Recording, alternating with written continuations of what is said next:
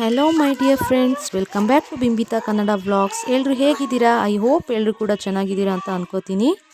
ಇವತ್ತು ನಾನು ಈವ್ನಿಂಗ್ ರೂಟೀನ್ನ ನಾನು ಶೇರ್ ಮಾಡ್ಕೊತಾ ಇದ್ದೀನಿ ಈ ವ್ಲಾಗ್ನಲ್ಲಿ. ಹಾಗೆಯೇ ಕಾಮನಾಗಿ ಎಲ್ಲ ಹೌಸ್ ವೈಫ್ ಕೂಡ ಮಾಡುವಂಥ ಕಾಮನ್ ಮಿಸ್ಟೇಕ್ 20 ಮಿಸ್ಟೇಕ್ಸ್ಗಳನ್ನ ನಾನು ಏನೇನು ಅಂತ ಈ ವಿಡಿಯೋದಲ್ಲಿ ನಾನು ಶೇರ್ ಮಾಡ್ತಾ ಹೋಗ್ತೀನಿ. ನನ್ನ ಮಗ ವಾಕರಲ್ಲಿ ಅವಳ ತಂಗಿನ ಆಟ ಆಡಿಸ್ತಾ ಇದ್ದ. ಒಂದು 5-10 ನಿಮಿಷ ಆಟ ಆಡಿಸ್ತಾನೆ. ಬೇಡ ಕೂರಿಸ್ಬೇಡ ಅಂದರೂ ಕೇಳಲ್ಲ. ಸ್ವಲ್ಪ ಹೊತ್ತು ಮಮ್ಮಿ ಅಂತ ಆಟ ಆಡಿಸ್ತಾ. ಹಾಗೆ ಹಸ್ಬೆಂಡ್ ಕೂಡ ಬೇಗ ಬಂದರು. ನೋಡಿ, ಪಪ್ಪ ಬಂದರು ಅಂತ ಗೊತ್ತಾದರೆ ಸಾಕು ಓಡಿ ಬಂದುಬಿಡ್ತಾಳೆ. ಅವರು ಕೂಡ ವೀಡಿಯೋ ಮಾಡ್ಕೊಳ್ತಾ ಇದ್ರು. ಓಕೆ, ನಾನು ಹಸ್ಬೆಂಡ್ಗೆ ಮಗಳು ನೋಡ್ಕೊಳ್ತೀರಿ ಅಂತೇಳಿ ಕಿಚನ್ ಕಡೆಗೆ ಬಂದೆ. ಇವತ್ತು ನಾನು ಊಟಕ್ಕೆ ಹಾಗಲಕಾಯಿ ಗೊಜ್ಜು ಮಾಡ್ಕೊಳ್ತಾ ಇದ್ದೀನಿ. ಹಾಗಲಕಾಯಿ ಒಂದು 4-5 ಹಾಗಲಕಾಯಿ ದೊಡ್ಡ ತೊಗೊಂಬಂದಿದ್ರು. ಅದನ್ನು ನಾನು ಕಟ್ ಮಾಡ್ತಾಯಿದ್ದೀನಿ. ಕಟ್ ಮಾಡೋದ್ರಲ್ಲಿ ನಾನು ಏನು ಗಟ್ಟಿ ಬೀಜಗಳಿರುತ್ತೆ ಅದನ್ನು ತೆಗಿತಾ ಇದ್ದೀನಿ. ಅದು ಹಾಕಿದರೆ ಅದು ಸ್ವಲ್ಪ ಕಹಿ ಜಾಸ್ತಿನೇ ಬರುತ್ತೆ. ನಮ್ಮ ಮನೇಲಿ ಹಾಗಲಕಾಯಿ ಗೊಜ್ಜು ಅಂತಂದರೆ ಹಸ್ಬೆಂಡ್ ತುಂಬ ಇಷ್ಟಪಟ್ಟು ತಿಂತಾರೆ. ಅದರಲ್ಲಿ ಗೊಜ್ಜಿಗೆ ರೊಟ್ಟಿ ಮಾಡಿಬಿಟ್ರೆ ಅಂತೂ ತುಂಬ ಇಷ್ಟ. ವಾಯ್ಸ್ ಕೂಡ ಸ್ವಲ್ಪ ಚೇಂಜ್ ಆಗಿಬಿಟ್ಟಿದೆ, ಕೋಲ್ಡ್ ಆಗಿತ್ತು. ಹಾಗಾಗಿ ಈ ಥರ ಮಧ್ಯೆ ಕಟ್ ಮಾಡಿಕೊಂಡು ಏನು ಇದ್ರದ್ದು ಬೀಜಗಳಿರುತ್ತೆ ಅದನ್ನೆಲ್ಲ ತೆಗಿತೀನಿ. ತೆಗೆದು ಎಲ್ಲ ಸ್ವಲ್ಪ ಸಣ್ಣ ಸಣ್ಣದಂಗೆ ಕಟ್ ಮಾಡ್ಕೊಬಿಟ್ಟು ಉಪ್ಪು ನೀರಲ್ಲಿ ನಾನು ಉಪ್ಪು ಮತ್ತು ಅರಿಶಿನ ಹಾಕಿಬಿಟ್ಟು ಸ್ವಲ್ಪ ಹೊತ್ತು ಹಾಗೆ ಇಡ್ತೀನಿ. ಅದು ಸ್ವಲ್ಪ ಕಹಿ ಎಲ್ಲ ಚೆನ್ನಾಗಿ ಬಿಟ್ಕೊಳ್ಳಿ ಅಂತ. ಆಮೇಲೆ ಒಂದು 2-3 ಸಲ ತೊಳೆದ್ಬಿಟ್ಟು ನಾನು ಅಡುಗೆಗೆ ಯೂಸ್ ಮಾಡ್ಕೊಳ್ತೀನಿ. ಇನ್ನೊಂದೇನು ಅಂದರೆ ಹಾಗಲಕಾಯಿ ತುಂಬ ಕಹಿ ಇದೆ ಅಂದಾಗ ನಾವು ಎಣ್ಣೆಯಲ್ಲಿ ಫ್ರೈ ಮಾಡಿಕೊಂಡ್ರೆ ಸ್ವಲ್ಪ ಕಹಿ ಕಡಿಮೆ ಆಗುತ್ತೆ. ಓಕೆ, ಇವತ್ತಿನ ವ್ಲಾಗ್ನಲ್ಲಿ ನಾನು ಹೌಸ್ ವೈಫ್ ಮಾಡುವಂಥ ಒಂದು 20 ಕಾಮನ್ ಮಿಸ್ಟೇಕ್ಸ್ ಏನು ಅಂತ ನೋಡೋಣ. ಏನು ಅಂದರೆ ಹೌಸ್ ವೈಫ್ ಎಲ್ಲನೂ ಬ್ಯಾಲೆನ್ಸ್ ಮಾಡ್ಕೊಂಡು ಹೋಗಬೇಕು. ನನ್ನ ಪ್ರಕಾರ ಹೌಸ್ ವೈಫ್ಗಿಂತ ಬೆಸ್ಟ್ ಬ್ಯುಸಿ ಜಾಬ್ ಅಂದರೆ ಇನ್ನೊಂದಿಲ್ಲ. ಬ್ಯುಸಿ ವರ್ಕ್ ಅಂದರೆ 8ರಿಂದ 10 ಅವರ್ಸ್ ಒಂದು ಕೆಲಸ ಮಾಡ್ತೀವಿ ಅಂತ ಅಂದರೆ ಹೊರ್ಗಡೆ ಅದು ಒಂದು ಮುಗಿಯುತ್ತೆ ಅಂತ ಹೇಳ್ಬೋದು. ಬಟ್ ಹೌಸ್ ವೈಫ್ಗೆ ಕೆಲಸ ಕಂಟಿನ್ಯೂ ಆಗಿ ಇದ್ದೇ ಇರುತ್ತೆ. ಒಂಥರ ರೀಸೈಕ್ಲಿಂಗ್ ಅಂತಲೇ ಹೇಳ್ಬೋದು.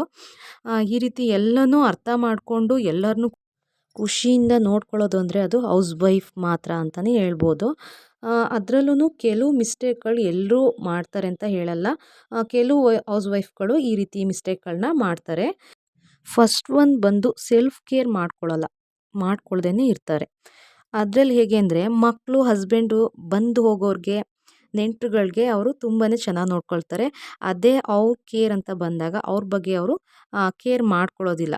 ನಿಮಗೆ ನೀವು ಆ್ಯಕ್ಟಿವ್ ಆಗಿರ್ತೀನಿ, ಕೆಲಸಗಳನ್ನ ಮಾಡಿಕೊಂಡು ಬಾಡಿನ ಫಿಟ್ಟಾಗಿ ಇಟ್ಕೊಳ್ಳೋದು ಆ ಥರ ಅವರು ಮನಸ್ಸು ಮಾಡಲ್ಲ ಫಸ್ಟ್ ಒನ್ನಲ್ಲಿ. ಮತ್ತು ಇನ್ನೊಂದು ಸೆಕೆಂಡ್ ಏನು ಅಂತ ಅಂದರೆ ಸುಮಾರು ಜನ ಹೌಸ್ ವೈಫ್ ಏನು ಅನ್ಕೋತಾರೆ ಅಂತ ಅಂದರೆ ಇಡೀ ದಿನ ಟೈಮ್ ಇದೆ ಅಂದ್ಕೊಳ್ಳೋದು.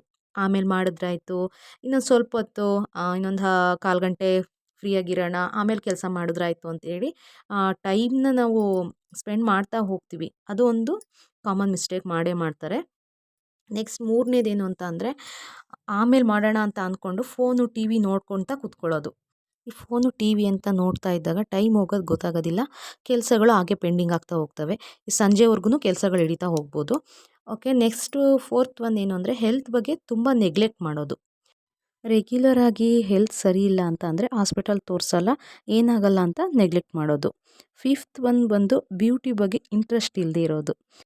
ಬೆಳಿಗ್ಗೆ ಸಂಜೆ ರೆಡಿ ಆಗಬೇಕು, ಚೆನ್ನಾಗಿ ತಲೆ ಬಾಚ್ಕೊಳ್ಳೋದಿರ್ಬೋದು, ಒಂದು ಮೇಕಪ್ ಸಿಂಪಲ್ಲಾಗಿ ಡೈಲಿ ಮೇಕಪ್ ಮಾಡ್ಕೊಳ್ಳೋದಿರ್ಬೋದು. ಇದೊಂದು ಏನು ಅಂದರೆ ಮನಸ್ಸಿಗೊಂದು ಖುಷಿ ಕೊಡುತ್ತೆ. ಮುಖದಲ್ಲಿ ಏನೋ ಒಂದು ಕಳೆ ಇರುತ್ತೆ, ಮನೆ ವಾತಾವರಣನೂ ಕೂಡ ಖುಷಿ ಅಂತ ಅನಿಸುತ್ತೆ. ಅದರಿಂದಾಗಿ ನಾವು ನಮಗೆ ಟೈಮ್ ಕೊಟ್ಕೋಬೇಕು. ಟೈಮ್ ಕೊಟ್ಕೊಂಡು ಈ ಥರ ಕೆಲಸಗಳನ್ನ ಮಾಡ್ಕೋಬೇಕು. ಕೆಲವ್ರೇನು ಅಂದರೆ 2 ದಿನ ಆದರೂ ತಲೆ ಬಚ್ಕೊಂಡಿರಲ್ಲ. ಆ ಥರ ಪ್ರೆಸೆಂಟೇಬಲ್ ಆಗಿ ಅವ್ರು ಇಟ್ಕೊಳ್ಳೋದಿಲ್ಲ. ಮುಖ ಡಲ್ಲಾಗಿ ಇಟ್ಕೊಳ್ಳೋದು ಏನು ಅವಶ್ಯಕತೆಯೇ ಇಲ್ಲ. ಈ ಥರ ಮಾಡೋಕ್ಕೆ ಹೋಗಬಾರ್ದು. ಫ್ರೆಶ್ ಆಗಿ ರೆಡಿಯಾಗಿ ಇದ್ದರೆ ಒಂದು ಸಮಾಧಾನ ಅನ್ನೋದು ಇರುತ್ತೆ. ಒಂದು ಬಂದು ಕಾಂಪ್ರಮೈಸ್ ಆಗೋವಂಥದ್ದು. ಕಾಂಪ್ರಮೈಸ್ ಆಗ್ತೀವಿ, ಒಂದು ವಿಚಾರಕ್ಕೆ ನಾವು ಕಾಂಪ್ರಮೈಸ್ ಆಗ್ತೀವಿ ಅಂತ ಅಂದಾಗ ಆ ವಿಚಾರನ ನಾವು ಮತ್ತೆ ಅದ್ರ ಬಗ್ಗೆನೇ ಕೊರಗ್ತಾ ಇದ್ದೀವಿ ಅಂದರೆ ನಾವು ಕಾಂಪ್ರಮೈಸ್ ಆಗಿನೂ ಕೂಡ ಅದು ಏನು ಹೇಳ್ತಾರೆ ಸರಿನಾ ಅಂತ ಯೋಚನೆ ಮಾಡಬೇಕಾಗುತ್ತೆ. ನಿಮಗೋಸ್ಕರ ನೀವು ಕೇರ್ ಮಾಡಿಲ್ಲ ಅಂತ ಅಂದಾಗ ಇನ್ನೊಬ್ರು ಕೇರ್ ಮಾಡಲಿ ಅಂತ ನಾವು ಯಾಕೆ ಎಕ್ಸ್ಪೆಕ್ಟ್ ಮಾಡ್ತೀರಾ ಅಲ್ವಾ? ಸೊ ಫಸ್ಟು ನಾವು ನಮ್ಮನ್ನು ಕೇರ್ ಮಾಡ್ಕೊಳ್ಬೇಕು. ಎಂದು ಊಟದ ವಿಚಾರದಲ್ಲಿರ್ಬೋದು, ತಣ್ಣಗಿರೋ ಊಟನ ತಿನ್ನೋದು. 7th ಒನ್ ಬಂದು ರೂಟೀನ್ನ ಸೆಟಪ್ ಮಾಡ್ಕೊಳ್ಳಿ. ಟೈಮ್ ಪ್ರಕಾರ ಎಷ್ಟೇ ಬ್ಯುಸಿ ಇದ್ದರೂ ಆ ಕೆಲಸಗಳನ್ನ ಮುಗಿಸ್ಕೋಬೇಕು ಅಂತ ಫಿಕ್ಸ್ ಮಾಡ್ಕೊಳ್ಬೇಕು. ಡಿಸಿಪ್ಲಿನ್ ಆಗಿರುತ್ತೆ ಲೈಫ್ ಆಗ. ನೆಕ್ಸ್ಟು 1 ಅವರ್ ರೆಸ್ಟ್ ಮಾಡ್ಕೋಬೇಕು. ಎಲ್ಲ ಕೆಲಸ ಮುಗಿಸಿ ನಿಮಗೋಸ್ಕರ ನೀವು 1 ಅವರ್ ಟೈಮ್ ಕೊಟ್ಕೊಳ್ಳಿ. 8th ಒನ್ ಬಂದು ಫೈನಾನ್ಷಿಯಲಿ ತುಂಬ ಡಿಪೆಂಡೆಂಟ್ ಆಗಿರ್ತೀವಿ. ಓಕೆ, ಹಸ್ಬೆಂಡ್ ಎಲ್ಲನೂ ಕೇಳಿದ್ದೆಲ್ಲ ಕೊಡಿಸ್ತಾರೆ ಅಂದರೆ ಓಕೆ. ಅಕಸ್ಮಾತ್ ಈಗ ನಮ್ಗೆ ಏನಕ್ಕಾರು ಒಂದು ಕೊಟ್ಟಿರ್ತಾರೆ ಅಮೌಂಟ್ ಅಂದರೆ ಅದನ್ನ ಸೇವ್ ಮಾಡ್ಕೊಳ್ಳಿ. ಸುಮ್ಮನೆ ಬೇಡ್ದಿದ್ದಕ್ಕೆಲ್ಲ ಖರ್ಚು ಮಾಡೋದಕ್ಕಿಂತ ನಿಮಗೆ ಅವಶ್ಯಕತೆ ಇದ್ದಾಗ ಅದು ನಿಮಗೆ ಹೆಲ್ಪ್ ಆಗುತ್ತೆ ಅಂತ. ಓಕೆ, ನೆಕ್ಸ್ಟು 9th ಒನ್ ಬಂದು ಕ್ಲೀನಿಂಗ್ ರೂಟೀನ್ನ ನೀವು ಸೆಟ್ ಮಾಡ್ಕೋಬೇಕು. ಈಗ ಆರ್ಗನೈಸಿಂಗ್ ಮಾಡ್ಕೊಳ್ಳೋದು ಹೇಗೆ ಅಂದರೆ ಮಂತ್ಲಿ ಕೆಲಸ ಯಾವುದಿರ್ಬೋದು, ವೀಕ್ಲಿ ಯಾವ್ದು ಮಾಡಬೇಕು, ಡೈಲಿ ಯಾವ ಥರ ಕ್ಲೀನಿಂಗು ಕೆಲಸ ಇರುತ್ತೆ, ಆ ಥರ ಒಂದು ಟೈಮ್ ಟೇಬಲ್ನ ಹಾಕ್ಕೊಂಡು ಕೆಲಸಗಳನ್ನ ಮಾಡ್ತಾ ಹೋಗಿ. ತಲೆ ಕಾಲಿದ್ದಷ್ಟು ಯೋಚನೆ ಜಾಸ್ತಿ, ಹಾಗಾಗಿ ಆದಷ್ಟು ಬ್ಯುಸಿಯಾಗಿರೋಕ್ಕೆ ಟ್ರೈ ಮಾಡ್ತಾ ಇರಬೇಕು. ನೆಕ್ಸ್ಟ್ ಬಂದು 10th ಒಂದು ಪಾಯಿಂಟ್ ಪಾಸಿಟಿವ್ ಆಗಿ ಥಿಂಕಿಂಗ್. ನಾವು ಏನೇ ಒಂದು ಕೆಲಸ ಮಾಡ್ತಿರೋ ಒಂದು ಥಿಂಕಿಂಗ್ ಅನ್ನೋದು ನಮ್ಮ ತಲೆಯಲ್ಲಿ ಇದ್ದೇ ಇರುತ್ತೆ. ಅದರಲ್ಲಿ ಮಕ್ಕಳಿಗಾಗಿ ಸ್ಯಾಕ್ರಿಫೈಸ್ ಮಾಡ್ತಾ ಇರ್ತೀವಲ್ವ, ನಿಮಗೆ ನೀವೇ ಶಬಾಷ್ಗಿರಿನ ಅಂದ್ಕೋಬೇಕು. ಏಕೆಂದರೆ ಮಕ್ಕಳನ್ನ ಸಂಭಾಳಿಸೋದು ಅಂದರೆ ಅದು ಸುಲಭದ ಕೆಲಸ ಅಲ್ಲ. ಇನ್ನೊಬ್ಬರಿಗೆ ಕಂಪೇರ್ ಮಾಡ್ಕೊಳಕ್ಕೆ ಹೋಗಬೇಡಿ. ಅವ್ರು ಕೆಲಸ ಮಾಡ್ತಿದ್ದಾರೆ, ನನ್ನ ಮನೇಲೇ ಬರೀ ಮಕ್ಕಳು ನೋಡ್ಕೊಳ್ಳೋದೇ ಆಯಿತು ಅಂತೇಳಿ. ನಿಮಗೂ ಟೈಮ್ ಬರುತ್ತೆ, ಮಾಡ್ಕೋಬೇಕು ಅಂದಾಗ ಮಾಡ್ಕೊಳ್ಳಿರೋಂಥ ಕೆಲಸನ ಅಂತ ಪಾಸಿಟಿವ್ ಆಗಿ ಥಿಂಕ್ ಮಾಡಿ. ನೆಕ್ಸ್ಟ್ 11th ಒಂದು ಆ್ಯಕ್ಟಿವ್ ಆಗಿರಿ, ಸಪ್ಪಗಿರೋಕ್ಕೆ ಹೋಗಬೇಡಿ. ಏನೇ ಒಂದು ಬೇಜಾರು ನೋವಿದ್ರೂ ಖುಷಿಯಾಗಿರಿ. ಇರೋದೊಂದು ಲೈಫ್ ಅಲ್ವಾ, ಚೆನ್ನಾಗಿ ಖುಷಿಯಾಗಿದ್ದರೆ ಒಂದು ಮನಸ್ಸಿಗೆ ಸಮಾಧಾನ. ನೆಕ್ಸ್ಟ್ 12th ಒಂದು ನೆಗೆಟಿವ್ ಥಾಟ್ಗಳನ್ನ ತೆಗೀರಿ ತಲೆಯಿಂದ. ಫಸ್ಟು ಪಾಸಿಟಿವ್ ಥಾಟ್ನ ಯೋಚಿಸಿ. ಒಂದು ಕಷ್ಟ ಬರ್ತಿದೆ ಅಂದರೆ ನಾವು ಅದನ್ನು ವೀಕಾಗಿ ತೊಗೋಬಾರ್ದು. ಒಂದು ಕಷ್ಟ ಆಗ್ತಿದೆ ಅಂದರೆ ಮುಂದೆ ನನಗೆ ಒಳ್ಳೇದಾಗುತ್ತೆ ಅಂತೇಳಿ ಸಿಚುವೇಶನ್ನ ಆದಷ್ಟು ಅರ್ಥ ಮಾಡ್ಕೊಳ್ಳಿ. ಇದೆಲ್ಲ ಇವಾಗೀಗಷ್ಟೇ, ಮುಂದೆ ಒಂದು ಒಳ್ಳೆ ದಿನ ಬಂದೇ ಬರುತ್ತೆ, ಆಗೋದೆಲ್ಲ ಒಳ್ಳೆಯದಕ್ಕೆ ಅಂತ ಸ್ಟ್ರಾಂಗ್ ಆಗಿರಿ. ನೆಕ್ಸ್ಟು ಸೋಷಿಯಲ್ ಲೈಫ್ ಇಂಪಾರ್ಟೆಂಟ್ ಅಂತಲೇ ಹೇಳ್ಬೋದು. ಇವಾಗ 4 ಗೋಡೆ ಮಧ್ಯೆ ಇದ್ದು ಮನೆ ಒಳಗಡೆ ಇದ್ದು ಒಂಥರ ಬೋರ್ ಆದಂಗೆ ಏನೇ ಒಂದು ಮಾರ್ಕೆಟಿಗೆ ಹೋಗಿ ಬರೋದಿರ್ಬೋದು, ಅಥವಾ ಒಂದು ಬಟ್ಟೆ ಪರ್ಚೇಸಿಂಗ್ ಇರ್ಬೋದು, ಒಂದು ಮನಸ್ಸು ಈಗ ಒಂದು ಟೆಂಪಲಿಗೆ ಹೋಗೋದಿರ್ಬೋದು, ಈ ಥರ ಹೋದಾಗ ನಮ್ಮ ಮನಸ್ಸು ಒಂದು ಡೈವರ್ಟ್ ಆಗುತ್ತೆ. ಒಳಗಡೆ ಇದ್ದು ಅಂತ ಮಂಕ್ ಆದಂಗೆ ಇದ್ದಾಗ ಹೊರ್ಗಡೆ ಹೋದಾಗ ಒಂದು ಮನಸ್ಸು ಆ್ಯಕ್ಟಿವ್ ಆದಂಗೆ ಅನಿಸುತ್ತೆ, ಬೇಜಾರು ಕಳೆಯುತ್ತೆ. ಸೊ ನೆಕ್ಸ್ಟು ಶಾಪಿಂಗು, ಬ್ಯಾಂಕಿಗೆ ಹೋಗಿ ಬರೋದು, ಈ ಥರದ್ದೆಲ್ಲ ಮಾಡ್ತಾ ಇದ್ದಾಗ ಆದಷ್ಟು ತಿಳ್ಕೊಳ್ಳೋದನ್ನ ನಾವು ಕೂಡ ಕಲ್ತ್ಕೋತೀವಿ. ನೆಕ್ಸ್ಟ್ 14th ಒಂದು ಟಿವಿ ಪ್ರೋಗ್ರಾಮ್ಗಳನ್ನ ನೋಡಿ. ಕ್ರೈಮ್ ಸ್ಟೋರಿ ನೋಡೋಕೆ ಹೋಗಬೇಡಿ, ನೆಗೆಟಿವ್ ಥಾಟ್ ಬರುತ್ತೆ. ಸೊ ಡಿಸ್ಕವರಿ ಚಾನಲ್ ಅನಿಮಲ್ ಬಗ್ಗೆ, ಈ ಫುಡ್ಗಳ ಬಗ್ಗೆ, ಈಗ ಅಡುಗೆ ಮಾಡೋದು ಚಾನಲ್ಗಳಿರುತ್ತಲ್ಲ ಅದ್ರ ಬಗ್ಗೆನ ನೀವು ನೋಡ್ತಾ ಹೋಗ್ಬೋದು. ಓವರ್ ಥಿಂಕಿಂಗ್ನ ಸ್ಟಾಪ್ ಮಾಡಿ.